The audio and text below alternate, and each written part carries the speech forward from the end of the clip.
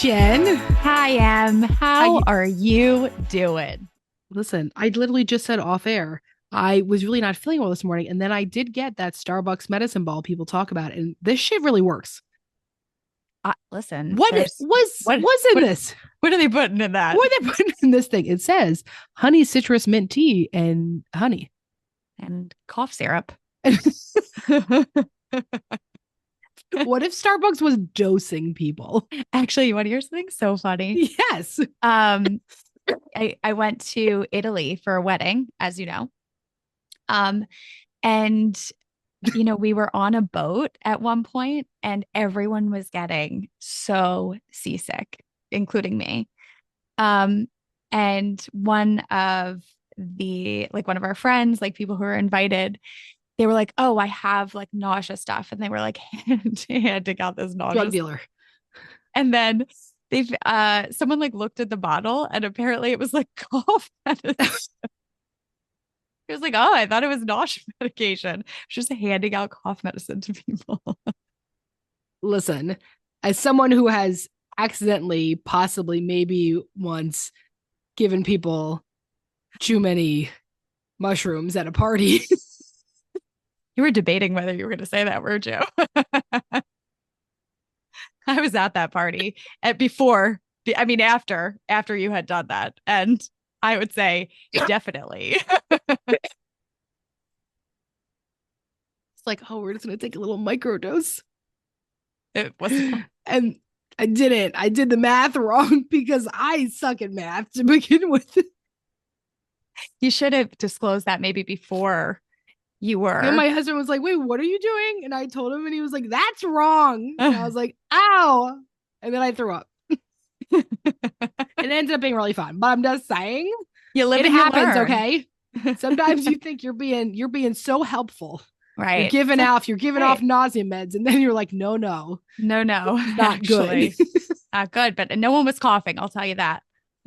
I bet they weren't. All right. Well, did people still puking, or do the cough medicine work for nausea too? No, it does not. Nope.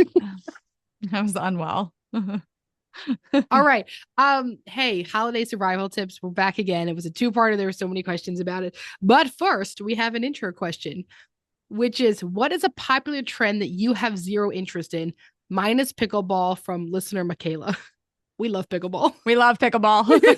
We took one pickleball class and we were like, oh my God, should we join a league? Should we get pickleball? Should we get pickleball paddles? Like, we were like hooked. So it's not that. I feel like there's so many. Really? I can't think of a single one. Making bread. Is that a trend? I think it was during COVID, at least. Making bread. I'm not into making bread at all. Not even a little. Popular trend that you have zero interest in. Most things. There's a lot of clothing trends I don't want to go back to. Oh God. Well, like low-rise jeans. Are those back, or is that over now? I think they're back. I'm not sure. It might have actually already passed. I don't know. It passed over us like a storm. Yes, yeah. Listen, you know what trend I'm always in here for, those Uggs. I ain't giving up Uggs, and you know it. I never gave them up. I mean, I never gave them up. I buy new ones like once every 3 years, for the record. Mine are just sitting in my closet. I haven't worn them in a while, and they're like, wear me. No, they're probably so stinky. So popular trends you have zero. So I guess fashion trends, we're saying. Right. I feel like people are really into crocheting, and I don't think I think I would like to knit, but I do not think I'd like to crochet. What? Can I ask you a question? If you're gonna ask me the difference, please don't. Is that what you're gonna ask me? Exactly what I was gonna ask you. One has one stick. It's not pointy. Has a hook on it. Yep. Another one is two sticks that are pointy. Can I ask you a question? I would like the two pointy ones, I think. Is there a reason why you're against one pointy stick? No, it's not pointy. I would like a pointy one. Oh, I want two pointy knits. Is there a reason why you're against just the one dull stick? No, I just think I'd prefer the two pointy ones. Right. Okay. Okay. All right. Love that. But we were on like this continuing ed, like a fucking like 6 hour continuing ed. And there was someone knitting the entire time. And I'm watching her through a video and I'm like, man, that looks like that'd be good to do with your hands during something like It this. honestly does look really nice. Right? It's like I'm like, that really looks like I would actually be able to listen better to this presentation if I was Yeah. also doing what she's doing. I'm worried that it's going to be the same situation for me as It's macrame. absolutely going to be the same situation for you as macrame. It is also So, why I won't actually be purchasing the items to do this, because that's one of those things where I'd spend a lot of money to get started I mean, and I would never do how much money could yarn and two sticks be? it. Oh, I probably have to buy directions.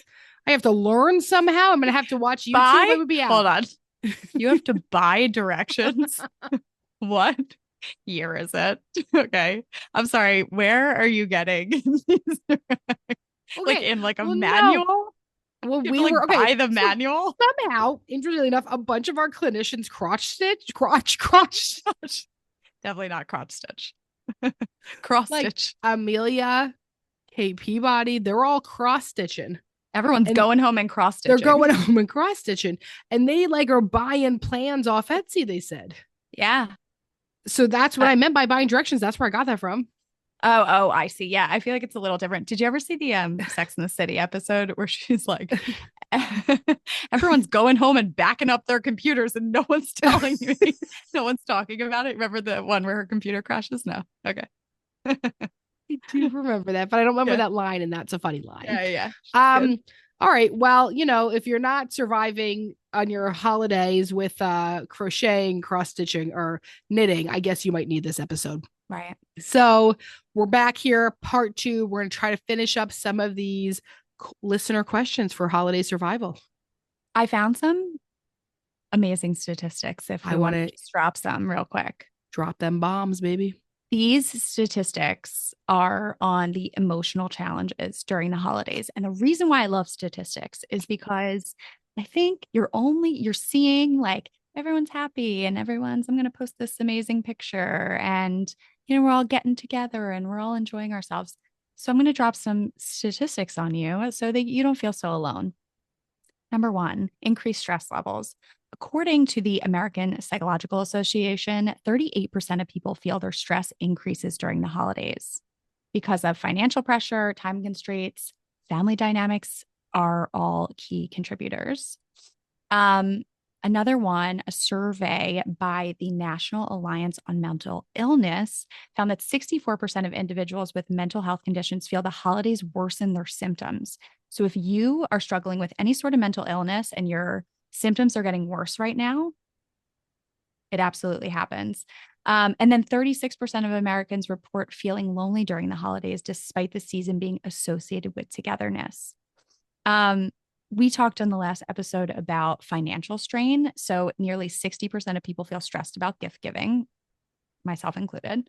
Travel or hosting responsibilities during the holidays, according to a Lending Tree survey. Grief and loss. For those grieving the loss of a loved one, the holidays can be particularly painful. Surveys show that 71% of people grieving find the holiday season harder than other times of the year. That is from the American Hospice Foundation. Relationship tensions. Studies show that the holiday-related stress leads to increased arguments for 30% of couples, often stemming from financial or familial expectations. And I thought that was a good segue because we did have a lot of questions about like relationship stuff during the holidays. And so let's just get right back into it. Why not? I wanted to start with this one because, it's kind of part of it is about setting expectations, how to find the joy in the holidays again. And then someone else wrote, how to bring back the magic of childhood Christmas when you're the one who does it all. And I love this question because, first of all, it's so beautiful that like we want the holidays to kind of bring back this feeling and this joy. And so the first thing I'm going to say is that that feeling might have to look a little different. And I know that that's a little bit of a blow, but wouldn't we all love to go back to the experience of having absolutely no responsibilities but opening up presents God, on unless your a family was a holiday? fucking chaotic shit show. Right. Like, I I don't guess know, that's for some true. of us, holidays brought up like mom's drunk, dad's stressed out, we're talking about finances, there wasn't enough money for gifts, right? Like, True. but if you did have this lovely ability that you had this magical childhood Christmas, one of the things I'd be interested in is like, what does joy mean to you at the holidays times? When you talk about finding joy again, what were the things that brought you joy? For me, I actually really loved, Jen, you and I were different. I like cold weather. I like snow, right? Like we were like very different. I genuinely do not like that we have like warm winters in Pennsylvania now. Like, bitch, give me some fucking snow. Wow. I know we're very different. I want it to be snowy on Christmas, like I like that whole experience of the twinkly lights and we'll never get that again. You have to remember, I'm in a city. That snow gets dirty real quick. Oh, I know. Not for me. It's beautiful where I live, right? Like as Yeah. I I live in the mean, middle of nowhere. Um, but also we're just not going to get snow on Christmas anymore. It just doesn't happen because of climate change. remember the And blizzard of 96? don't even. What a time to be alive. The time I remember the snow It was was like so over high. my head. It was Yeah. so high you could build tunnels throughout it. I remember Yeah. we lost our cat through one of them. We found said cat, don't worry. Oh, But thank I mean, what a God. time. What a time. Oh my God. But we get just less things like that anymore. But so that was something that brought me joy. So what does that mean for me? It means that actually my daughter and I look at pictures of snow. It means that we make sure that we go to places near for us near like Longwood Gardens where they have beautiful Christmas lights. Um, we could put fake snow on our windows. So we create it in different ways. That's what it means it for me. I'm never going to have the magic of waking up on Christmas morning with toys ever again because I'm the one at night putting them out. I'm not getting any presents under the tree. And that is actually okay with me because if there's something I want to buy for myself. I'm going to make that happen for you. There's nothing I want. There's nothing I want. There and no, like, you know what I mean? Like, truly. Because, like, each year, my husband's like, do you want anything? And I'm like, no. Right. Because, like, I already bought my Uggs. They're back. The Uggs. I think that if you're the one who takes on everything and you're the one who's buying everything, wrapping everything, getting everything together, taking that mental load on, then it's so easy to forget about yourself. Yeah. And to really make a conscious effort to think about what do I want to give myself during the holidays? What does that look like for me? Maybe it's a gift, maybe it is, I'm going to go get myself something. Mm-hmm. Maybe it's, I need time for myself. I'm going to specifically schedule this time for myself and I'm going to, allow other people to take over. Mm-hmm. So I think, asking that question of like, what did that joy mean for me? Obviously, it's going to look very different as an adult, but you get to define what it looks like for you as an adult. Just because you're an adult doesn't mean now Yeah. you're neglected. So connecting with that inner child and saying, like, what do I want right now? Like, what does that look like for me? For me, my anxiety stems from I find as a parent, there's a lot of pressure I feel for my child to act a certain way when she's opening presents from other people. Oh, wow. So sometimes a 5-year-old opens a gift and truly doesn't give a fuck because it's clothes. My 5-year-old is never gonna be like, oh my God, this is amazing. When you see this, you ever see those videos online? It's a kid getting a banana, and they're like, oh my God, a banana. And it's like so cute. Yes. That's not my kid, okay? She'd be like, banana, keep moving. And so I will feel this pressure of like, oh my God, we're going to my in-laws. She's not going to be appreciative enough. She's not going to, like, and so I'll start feeling this thing. And then I have to fucking check myself that I'm like, you want to know what? Even if that happens, there is literally nothing I can do. We work really hard to work on manners and politeness, and it's important to say thank you and to acknowledge. But at the end of the day, if she doesn't like something, what am I going to do? And also it's she's 5 years old. Yeah, It's like but there's people have expectations. And so absolutely. like it's sometimes that is hard when you are going into like your in-laws or different stuff and it's like, oh my God. Oh, and listen, I believe that people have reactions to a 5-year-old who isn't, They shouldn't. but I believe that they do. But I think even if they do, just reminding, like, she is 5, right? Yeah. Like, and that it's, the adult's responsibility to like navigate their own shit. Yeah. I mean, like, cause like, right. So we're a family that we don't make her hug anyone. Yeah. That boomer generation, that confuses them. Yeah, that's fair. Right? Millennials like, oh, you don't have to hug anyone. The boomers like, the fuck, what do you mean your kid doesn't have to hug me? Yeah, right, because that's what they were taught. Yes. Right? They were taught something very specific. Yes. Yeah, so it looks rude for what we parent. Yes, and that I think just keeps happening through generations. I think so too. Right? I'm sure there'll be stuff. I'm sure there'll be stuff if she becomes a parent one day that she'll do parenting wise that I'm gonna be like, oh my goodness. Right. But yeah. Oh, I can't wait to see what that is. Yeah, it will be interesting, right? I hope that we're still doing it. Jen, fuck you. You were not about to say, I hope that we're still doing this podcast. Let me rewind. We'll do a special episode. We'll reopen just for that. I think if my child becomes a parent, I do not think podcasts are like even going to exist by the time that happens. You think we'll be like flying around? That was I think that's the next progression, right? I think we're deeply regressing as a society as it is. So not flying around. I don't think we're flying around. I think that especially in America, things are not getting better. Maybe if you move to Japan. Right. Okay. All right. So that's an option. If we'll do so there's your option. We'll do the podcast episode from Japan. Okay. They'll have something so much cooler. But there will be something, right? And then I'm gonna be like, oh my God, my mom is a millennial. She's so annoying, right? Okay. So think about what brings you magic of any holidays. What did you really enjoy, right? Like, Jen, like for you, like you actually do, like you make really good latkes.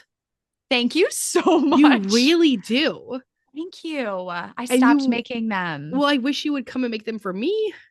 It's literally just the oil that splatters everywhere. Well, I would just get like, when your contractor like would be happy if you actually use your kitchen, though. I do sometimes. I cooked last night. Also, my contractor, you think he's weighing up? He's like, I wonder if she uses her kitchen. I wonder. I think when you told him you'll never host a single event, he was slightly disappointed in you. I'm sure. But that's my boundary, buddy. He was like, you're listening really hard on this kitchen. If you're listening, that is my boundary. Like, so for you, right? Like, so you don't want to do the oil, but like you make these amazing latkes, and I have seen you do them, and it was something I watched you do throughout grad school, and it meant something to you.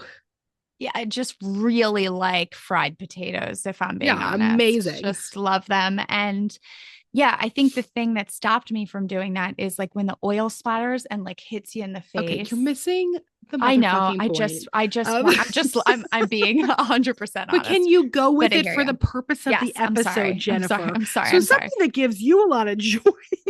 Yes, it's making latkes, isn't it? Exactly, 100%. I love the joy. It's not on Hanukkah exactly, but maybe you and Bill make latkes together. Absolutely. And have a little sour cream applesauce taste test. Okay, just fucking go for it. I'm sorry. Yes, I love making latkes, and you can do it at different times, right? Yes. It doesn't, and your traditions can change, and you get to decide, okay, how am I going to bring back the magic of this holiday in a way that works for me and my family and my schedule and doesn't feel overwhelming to me and doesn't splatter me with oil.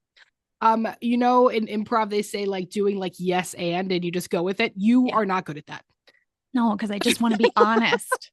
I'm just trying to be honest. Okay. Just want you to know how I really when you're just supposed to just go with what's being said for you. Sorry. No, I wasn't picking up what you were putting down. You were not. Okay. Here is a really good one. Ready? How to navigate grief around the holidays while still having to show up for clients and family. So I think as a therapist, the holidays are a really crazy time. I was talking to someone in the office, Kenny in the office the other day about, the summer is like dead for therapists. And then the holidays come when we would like a break, and it is fucking packed. It is like, I can't give you an appointment for like months out. Shit is so busy. We're getting like 20 intakes a day. Like, it is really insane. Um, and so I think one of the hard things that we do as therapists is like we feel this need from other people. So we actually usually overwork ourselves and try to fit everyone in because we want to support everyone. You actually don't have to do that. If you need to take more time for yourself, that is totally fine. If you have to create space for you to be able to grieve, are you just trying to shove it down and white knuckle it through the holidays? Or are you actually giving ritual and routine for you to have your own grieving experience? And, this person is bringing up navigating grief. And I would just wonder if the grief is new, right? If it's something that's newer, is this the first holiday that you're spending without someone? And so you really have to be conscious of like the space that you're giving yourself when you're navigating new grief or like a new experience of grief during the holidays. And, last holidays when you were supporting clients, taking care of clients, and maybe you didn't have that grief, maybe it wasn't as heavy to support clients. And so I just wonder if, like, once again, this is just like such a new experience. And so this attempting to support clients in the same way that you did last holiday doesn't, it's not working, right? Like it's harder to take care of yourself. And what we know as therapists is that you have to be able to take care of yourself first before you can take care of your clients. And so if you're recognizing that you're unable to do that and you're putting a lot on your plate, then it might be time to set some boundaries to let your clients know, hey, I'm taking this amount of time off. Um, if you need support, I can, you can see one of my friend therapists. That's why it's great to be in a group practice, because in a group practice, Someone covers you. someone can cover you. So, I think that that's a really big piece, is that like you're navigating something so new. And so for you to figure out how that plays out as a therapist is really, really important, because our work is very emotional. Mm-hmm. So, yeah. Okay. Um, uh, How to get spousal help from the mental load of the holidays. Okay, so you and your spouse are not on the same page. So, when does this episode come out? It's already into December. When we're recording it, it's earlier. Okay, so I want you to start from the second. This is advice for next year. Okay, start at the beginning of the holiday season before things get too insane. Hey, here's what happened for me last year. How can we divide things up a little bit differently? Right? We're going to have a team huddle. And in our team huddle, we're going to sort this all out together. So you're not going to go up to your spouse and say, listen, last year you fucking sucked and I did everything and I felt on my own and I had to deal with your shitty mom. That is not going to get you anywhere. But saying, hey, I want to try to do the holidays a little bit different this year. Here's what I'm thinking. What part of this could you take on? What are you thinking? I like that idea of like a team huddle. Yes. Right. And, a lot of partners love sports. Right. Call it a team huddle. We're Go generalizing team! here, but we're going to call it a team huddle, right? If you're going into, this period of time that's going to be hectic and there's going to be a lot of changes, then it's important to kind of regroup and say, like, how do we want to navigate this? One of the things that also causes a lot of stress during the holidays is that you're out of your routine. And I think that's glorified in a lot of ways, but it can be really hard. It can be hard for families. It can be hard for kids. And so being out of your routine is part of navigating the holidays. And so when you're out of your routine or your routine is changing in some way, it's necessary to get on the same page with your partner to figure out, how do we want to tackle this? Because when you're in your routine, you have your things, right? You know what you're going to, where each of your places are. When you're going into the holidays, you're having to navigate a new set of routines or figuring out what it looks like. So creating some sort of team huddle to say, let's get on the same page. What does this look like? I think, this can also come up when we're trying to create our own traditions. And one thing we talk about on the podcast a lot is that when you get married, you take one set of traditions from one partner, another set of traditions from another partner, and you're blending it together and you're figuring out how do we make our own traditions. When you get married, you start your own family, you are creating a new set of traditions, a new family. And so obviously I don't have context for this question, but my question would be is like, is this part of it too? Is that like you're holding on to these like very specific traditions? Is your partner less invested in them because maybe their traditions were different? And so, if you care about decorating the whole house and your partner doesn't, and so you're taking all of that on, right? Like to figure out like what is actually working for the both of you, right? Like, do you need to decorate the whole house? Can your partner support you? Are there other ways that you can create tradition that maybe isn't about you taking all of this on? So I just, once again, I don't have context for this question, but I just wonder if that's a part of it too, is navigating like, what are our traditions together? Are the traditions that I'm bringing in from my family still working for me, or are they creating this load for me that maybe I can shift and change? I love that. Thanks. It's a really nice way of talking about it. Thanks. Um, uh, here's an interesting one. How to handle being at events with family that you're low or no contact with. This is going to be challenging. So typically we have a feeling of who's going to be at an event before we go. Maybe that's because someone told us, maybe there was an evite, maybe we saw an email list, whatever. I think you have to decide how you want to handle something. Often I find a hi, how are you is enough. But you also might decide that you say nothing and have no contact. It's up for you to do this. I don't think it's ever going to feel lovely. I don't think it's going to feel peaceful. I think it's going to be distressing. And so I think that is what do I have loaded up, written down, gone over, prepped with my therapist of what my distress tolerance skills are. Sometimes I want to snap, like the. It's very sorority of you. I know. Just like comes to my God. It's really scary. Cool. We only time for like two more for dear Emma Jen. We gotta I'm go. sorry. I'm sorry. I'm sorry.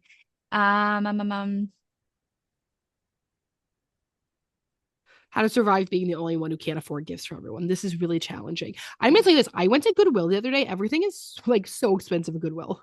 Really? Like something I would have said to people in the past is like, okay, like get a picture frame at Goodwill, print out photos, like getting a framed photo of you. You know what I mean? It's like a lovely gift when you ever print out photos of yourself. I was like shocked. I feel like Goodwill is like price gouged now that like TikTok and like secondhand store is like more popular. Because that would have been my thoughts for before. But sometimes what we also have to say to people is, I genuinely can't afford any gifts this year. And we write people a card. I was going to say that card piece. Yeah. I think cards mean And so say, much to people. and yeah, and like actually write how heartfelt notes. But sometimes you just have to say, I won't be able to participate in gift giving this year. Yeah. And admit that, because putting yourself into financial debt and that financial strain on yourself will not help anyone. For what? For like shit that people like might not even like. Like that is not worth it. And it will create a level of stress for you going into that holiday. And possible resentment. And possible resentment, right? And so that is going to come up, right? If that continues to come up every year of like, I have this pressure, I have to give this gift. It's really going to create a level of stress during the holidays. And so you get to decide how you approach gift giving during the holidays. Just because other people might be buying fancy gifts does not mean that you have to also do the same thing. Yeah. How to maintain and find connection with your partner through the busy season.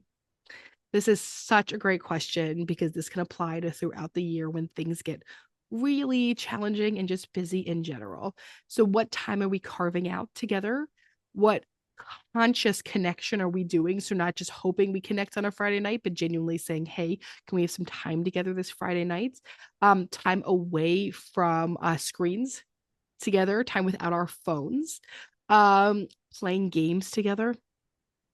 right? Sometimes things have been so stressful. The idea of like having a conversation of going out to dinner feels like too much, but playing a Connect Four or Uno at my house is more reasonable. What would you say? Yeah, having shared experiences Yeah, together, I think can be really nice. Like there's a lot of kind of events this time of year too. Even just like if you're walking around Longwood Gardens or there's like, there's that Christmas village. I mean, this is Philly. We're in Philly, but I can imagine that this happens all over the yeah, place. So and there, you don't even have to spend money. You just walk around together, just yeah. having these experiences together. But I think one thing you said that's really important is like calling it out to be able to say, like, I want to make sure we spend time together. I want to make sure that we are connected. Like, what can we do? Like, really make it an effort and because it is an effort, right? There is such a myth that, oh, it should be easy if you're connected. Like, no, it is an effort. You have to make sure that you maintain connection in a long-term relationship. And in order to do that, you both have to be conscious about it and make it a priority. So call it out. Say, That I is want that's my favorite rumor. that's your The favorite rumor. that's my favorite rumor is that, well, it should be easy, and if it's not, Right. Then something's wrong. bitch, you ever had a pet? You ever had a child? You ever had fucking two careers? Right. Like if you care enough about it, it Maybe should this be is just easy. American No, culture, but we're busy. we're busy. We're busy. Right? Yes. I had a friend, I was trying to hang out with my friend Brielle today, and I said, well, what are you guys doing Saturday? And she said, okay, I just sent Zach, it's her husband. She said, I sent Zach a Google Evite to see if he can make it. She said, that's how little we see each other. He Yeah. works from home and she's a stay-at-home mom. That's how busy shit is, Oh, man. I love the Google Evite. But you sometimes you gotta do what you gotta do. Right? Actually, Like yes. Yes. But so that's a, send the Google Evite. actually that's really funny is also creating an Evite for things for your partner. Wait, I that's a think we should say that really that's funny such a good idea. idea. Okay, if you're listening to this, invite your partner through a free Evite Yeah, don't spend the money. online. Yeah, no. Evite Friday night. Me and you. Harry Potter 4. Which one's that? Which I don't know. I just made it up. I thought you were gonna know, like Goblet of Fire or I think something. it might be the Goblet of Fire. And the only reason I'm saying that, I'm pretty sure it's Goblet of Fire because only the first 3 are PG. So Millie's only been able to see the first 3. Mm. Um, and she is fucking dying to watch Goblet of Fire. How But long? Aaron won't let her because it's PG-13. Nikki said it is the Goblet of Fire, yes. And I think that's like the Christmas one. They have like the Christmas, like, dance and stuff. Listen, So send your free Evite. actually, Next I'm 4. gonna start doing that. It's so good. I don't know why we haven't thought about that Yeah, we've been earlier. sleeping on free Evites, I We think. really have. Yeah. We're back. We're back, guys. I'm gonna send you one for a meeting next week. Yeah, please do. That is so good. I want to send one Evite a week. I think that's a great idea. That is my New Year's Yeah, I resolution. think So that's I good. gotta wait a little bit. Okay, dear Em and Jen. Let's do it. You want me to say it? You want me to say it? Yes, you got it. It's long and I Okay. keep coughing. Okay, dear Em and Jen, I love your podcast. It's been such a help through a really difficult time recently. I know you sometimes have listener questions on your podcast, so I want to submit a few questions. Oh, there's a few. Number one, what is your guidance on the role an adult child should play in helping their parents who are clearly in a toxic relationship? Number two, I'm just going to read them all out and then we'll go through them.